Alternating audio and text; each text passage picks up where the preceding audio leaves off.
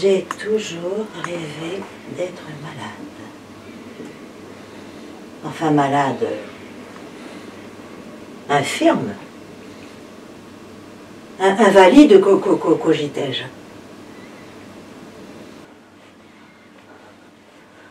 Les élèves du lycée professionnel y faisaient de l'électronique. Enfin, quelque chose dans le genre, j'avais jamais compris. J'avais pas cherché à comprendre. Je rêvais sous les toits, dans ma chambre sans table et sans chaise.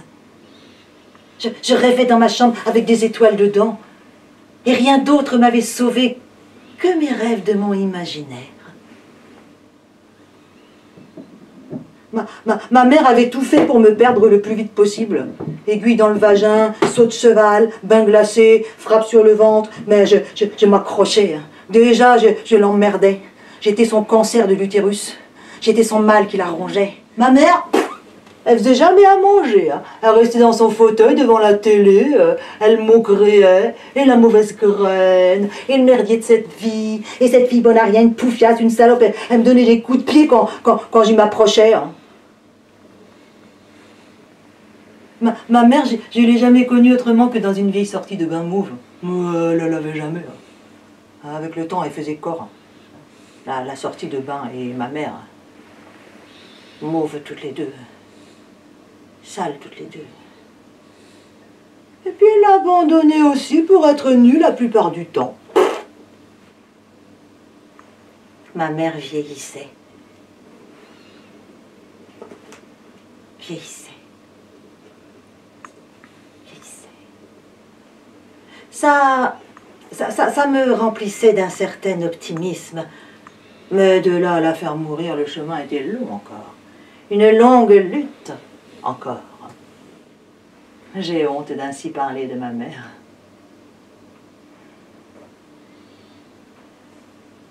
C'est de la honte que je parle, pas de ma mère. C'est de ma honte que je me cache dans mon débarras, dans mon institution. C'est de ma honte que je devais parler avant de parler de mon amour. Mon père avait caché le potager de l'autre côté de la maison. C'était défendu un potager. Le directeur de mon institution avait mis l'accent là-dessus de multiples fois. Pas de légumes frais, pas de fruits, que de la boîte de l'agroalimentaire, de l'industriel, du pasteurisé. Pas de production locale, ça pourrait donner des mauvaises idées aux élèves et après, ils seraient tous biodégradables et éco-responsables et qui ricanaient le directeur, quel idiotie qui s'écriait. Le manège devant ses yeux tournait trop vite. Il y avait les couleurs et les lumières qui tournaient de plus en plus vite. Il y avait la musique qui montait dans les aigus. Il y avait l'odeur du poulet grillé, du pastis, il y avait l'odeur des hommes, il y avait les haleines alcoolisées, il y avait les mains qui lui touchaient les fesses, il y avait la graisse dans les pattes, c'était la fête du village. Moi, institution, je l'ai rêvé palais au bord de la mer. Dans une ville du sud, je crois. En haut des falaises, la mer bute sur lesquelles s'écume, se déchaîne. Et moi, avec les baies vitrées sur la mer, au chaud, au soleil, avec vue jusqu'au continent d'ailleurs, un enfant à mon sein. Peut-être même de la musique quelque part comme arrière-fond. Une sorte de bonheur, somme toute, avec un homme à mes côtés, qui me protège, qui me sécurise, qui s'occupe de moi, comme mon père. Un homme comme mon père, sans son sexe en plus. Jamais j'aurais imaginé que je pouvais faire un fils aussi laid. Tant qu'il était en moi, je l'avais rêvé beau, la police, blond, et là qu'il avait déjà des touffes de poils partout sur la tête, qui étaient ovales et informes. C'était ma mère qui me rappelait. Hein. Mon père, il disait qu'il fallait trouver un père pour mon fils. Vous ne le voyez pas très bien. Hein. Bah, après tout, il avait sans doute raison. Moi, il me suffisait qu'il soit là, mon père. Pas très loin, dans le lycée ou dans le potager. Il me suffisait de l'entendre encore halter. Mais il haltait de moins en moins. Il me suffisait encore de le savoir courir de nouveau, se muscler les jambes de nouveau, ce haut du corps maigrichon encore. Mais lui, il pensait qu'il fallait un père à l'enfant. Alors je lui ai dit pourquoi pas. Et il est allé au rez-de-chaussée parler aux jeunes qui s'y étaient installés. Le jeune était d'accord. Un jour, il est monté dans l'appartement.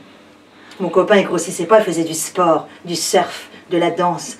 Il voulait que je m'occupe de tout, que je fasse rien, il s'occupait de tout. Il emmenait mon fils chez la nounou, il changeait, il faisait à manger. Il gagnait beaucoup d'argent maintenant. Mon copain, il était bien plus beau que moi, amour.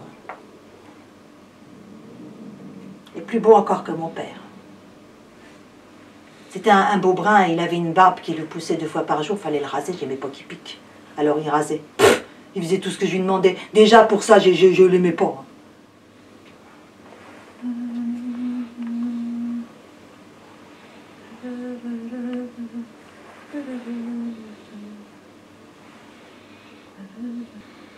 Un jour, mon copain m'a dit qu'il fallait que je quitte l'appartement, qu'il ne voulait pas que mon fils vive dans cet environnement familial, comme il appelait ça. Peut-être que j'aurais dû en parler à mon copain de mon fils qui se masturbait. Mon copain, il le voyait bien, il n'était pas dupe. Hein. Même si nous, on ne l'avait jamais fait, il sentait que je puais l'amour. Oh, je prenais mes précautions. Hein. Je prenais des douches en rentrant, mais je puais l'amour. Mon sexe puait le sexe. J'avais mon amour dans chaque pore de ma peau. Même mon fils le remarquait. Il me regardait de plus en plus hostile. Et il disait, mon amour, regarde la mer, comme elle est belle.